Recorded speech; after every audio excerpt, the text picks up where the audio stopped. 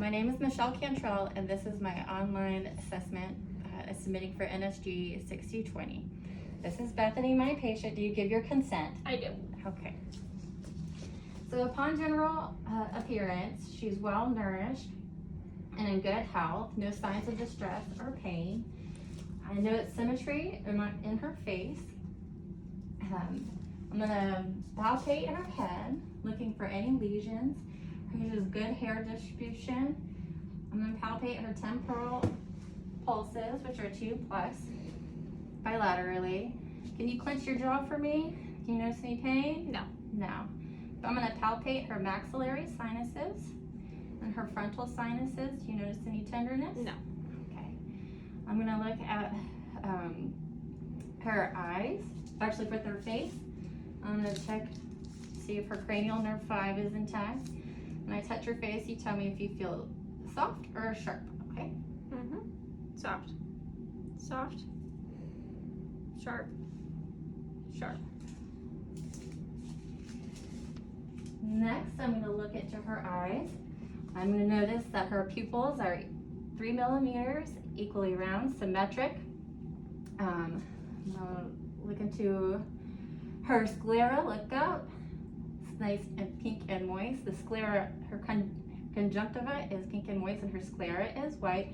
There's no presence of discharge or any abnormalities, lesions.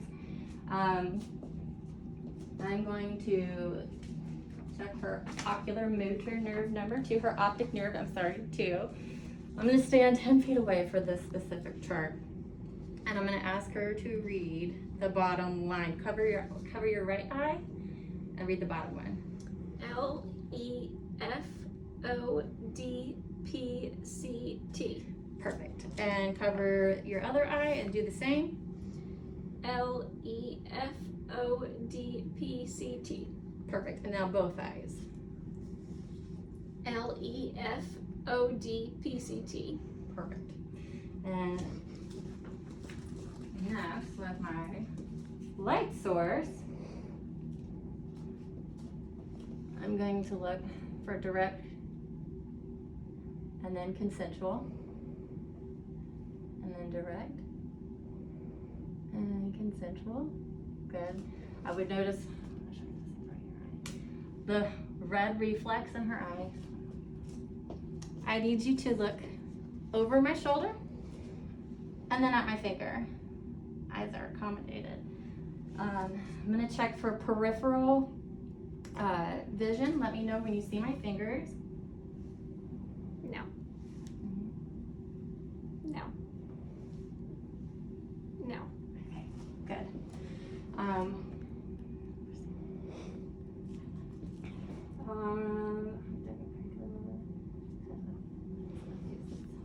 And then for cranial nerves 3, 4, and 6, it's for the extraocular movements. I need you to hold your head still and in an H pattern, just follow my finger.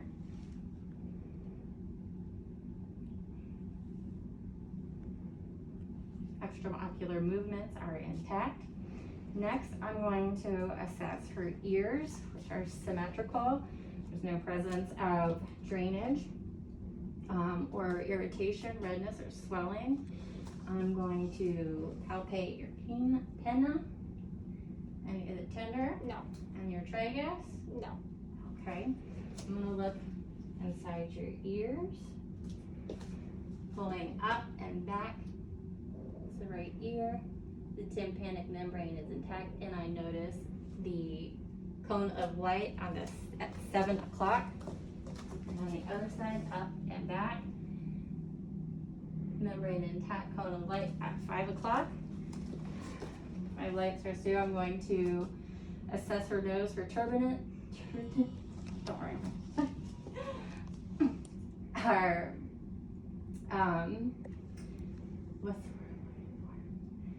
her nose is symmetrical. There's no signs of discharge. And with my thumb, I'm going to look up and shine my light source at her nose. Her mucous membranes are pink, and her septum is not deviated. Oh, and then my favorite test for hearing. This is the Weber test. I make sure that you hear this bilaterally.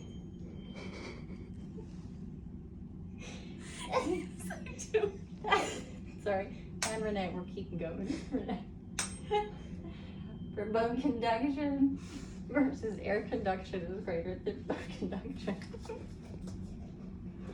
Let's see what else oh yes, and to check cranial nerve 8 for that's from the whisper test. Can you cover your left ear and repeat what I say? ABC. Yep. And cover your right ear. 1, 2, 3. 1, 2. Okay, good job. Cranial nerve 8 is intact. Moving on to your oh yes, for your facial nerve, I forgot one for the motor part of it. Buff your cheeks out for me. And below. Good. Smile. Look up. Now frown. Good. Facial nerve, cranial nerve 5 is going through. Next, I'm going to inspect her throat. Her trachea is midline. There's no deviations, no lesions, no abnormalities. I'm going to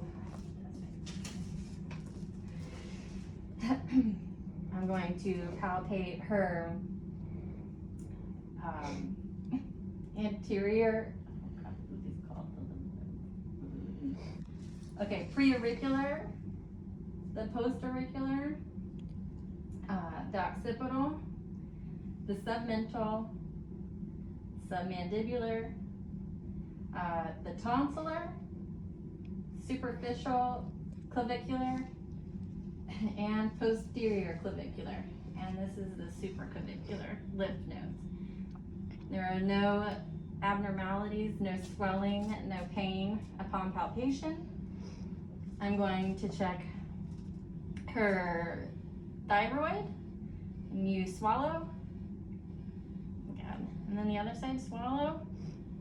Okay. I forgot to assess your mouth. And with that, I'm also going to assess her mouth real quick. Let me get all this stuff. Yeah. I'm gonna look inside. Her mucosa is pink and moist. Move your tongue side to side for me. No signs of lesions on the hard and soft palate or the floor of her mouth. Stick your tongue out straight. Say ah. Uvula is midline and rises. Okay. To check the range of motion of your neck, I need you to flex by touching your chin to chest. Extend, rotate to the right, rotate to the left, and then ear to shoulder laterally. Good. Perfect. Now test your shrug your shoulders against my hands. Good. 11 and 12 are intact. For your anterior chest. Okay, so your sternoclavicular lymph nodes, the acromial clavicular, and the subacromial on top of your shoulders. I would palpate your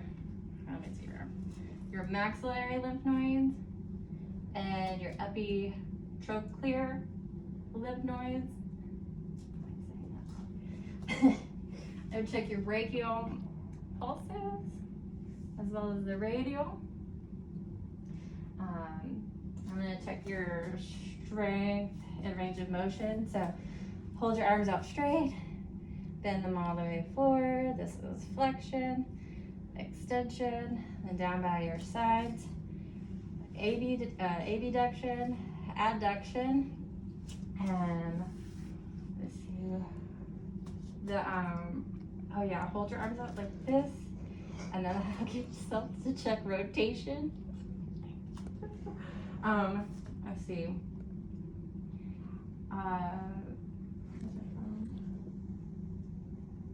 Oh yeah, and then it just pull your arm, put your hands against mine, pull your arm towards yourself. All right, push me away. Good, straight, 5 out of 5. So attack. Let me see. I'm gonna check your back for any, palpate your back for any pain. And also check, this is called CVA, for any kind of kidney pain. Did you feel any pain? No. Okay, good. You don't have a kidney infection. So for the anterior chest, normally I would have them expose their chest, but for the purpose of this, we're not going there. I would look for any type of lesions or abnormalities. I'd look for some, her chest is symmetrical.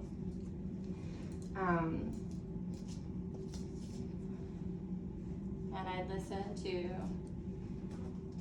first off, her neck to check for any carotid bruise. This way, on this side. Hold your breath. Good. And this side. Hold your breath. Good. No bruise. Then I can listen to the aortic valve, the pulmonic, the tricuspid, and the mitral valve. That's point of maximum impact found at 5th intercostal space, mid-clavicular line. It'd be best heard with her leg on her side. However, we're not doing that. She sounds fine. Next, I have auscultate the apices of her lungs. Take a deep breath. And out. And again. Out. Again. And all throughout the all lung fields. I'm gonna do all this to get hyperventilate.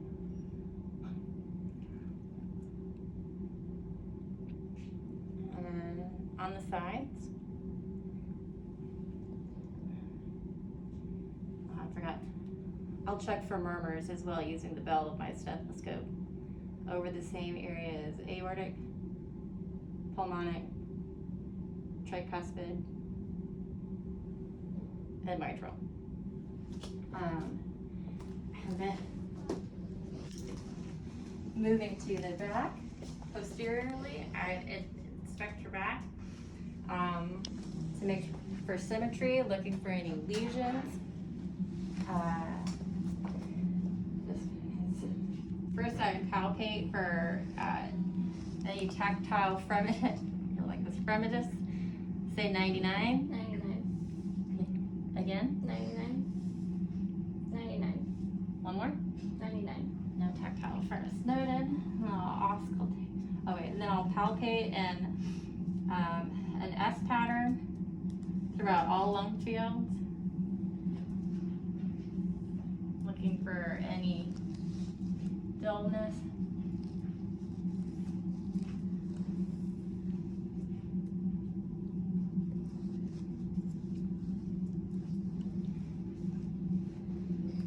Then I would look for, using auscultating, I'd have her say, looking for egophony. So when you feel my stethoscope on your back, I want you to go E. E. E. E. E. E. E. E. E. Okay. And now looking for bronchophony, every time you feel my stethoscope, I want you to say 99. 99. 99. 99. 99. 99. 99. Very good. Let's see.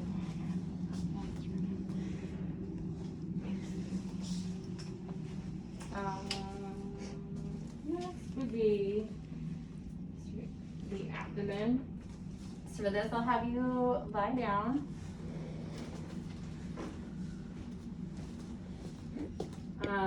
I would look for any scars or pulsations or a little baby. So, first I would also take all areas, starting on the right lower quadrant, looking for vowel sounds throughout. They're present because she had ice cream. And then below, I would listen for the abdominal aorta,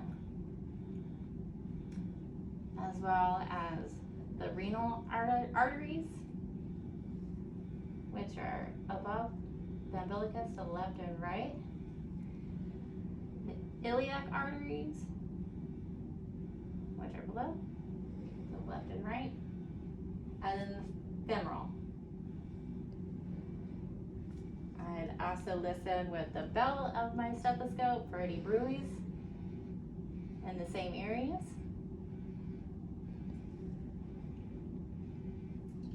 And no bruise. You're good.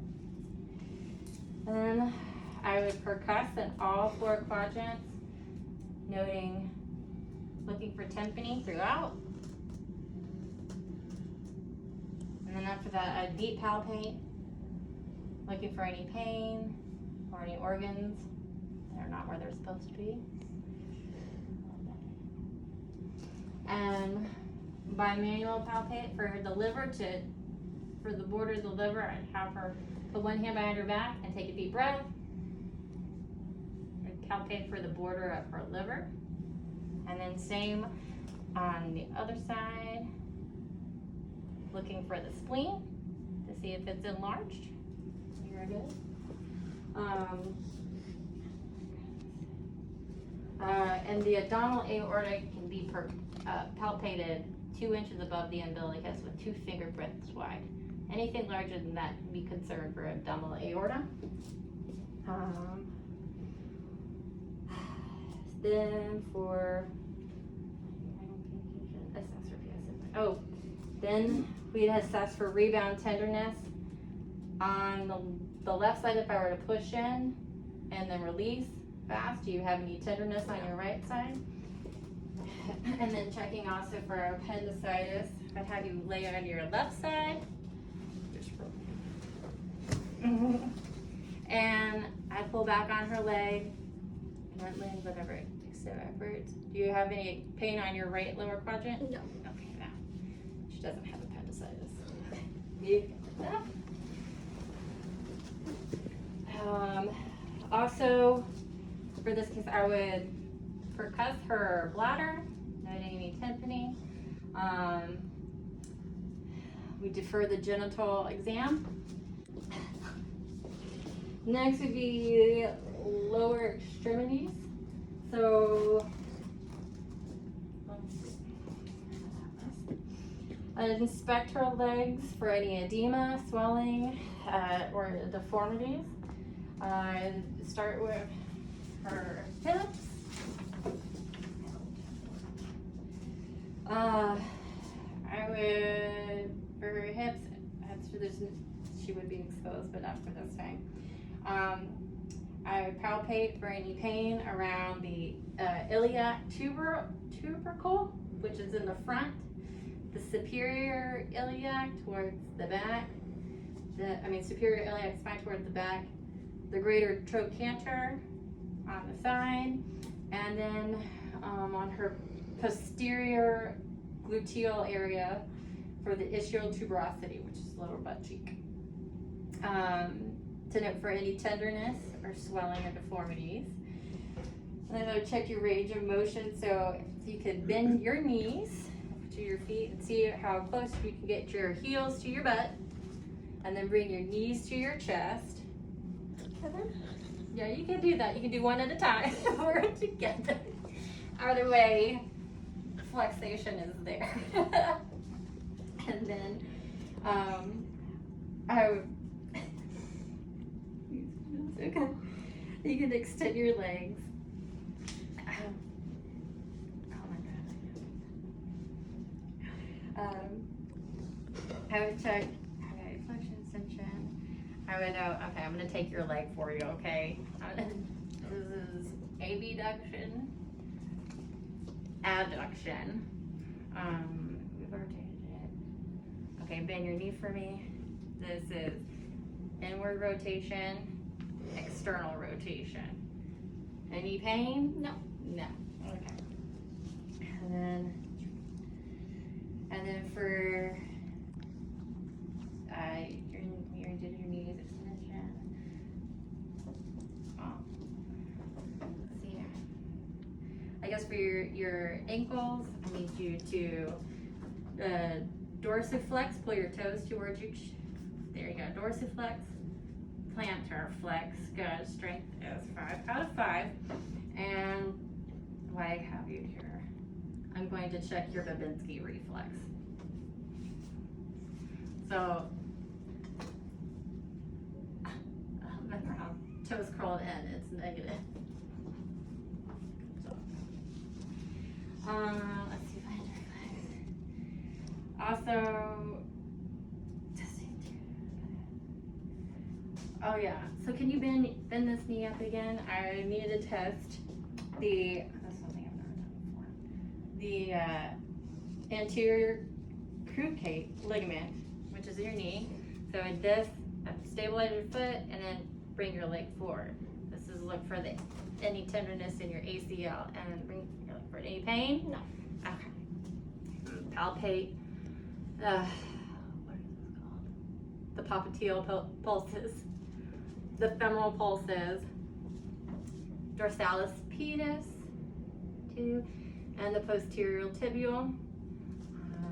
And then I can have you sit up.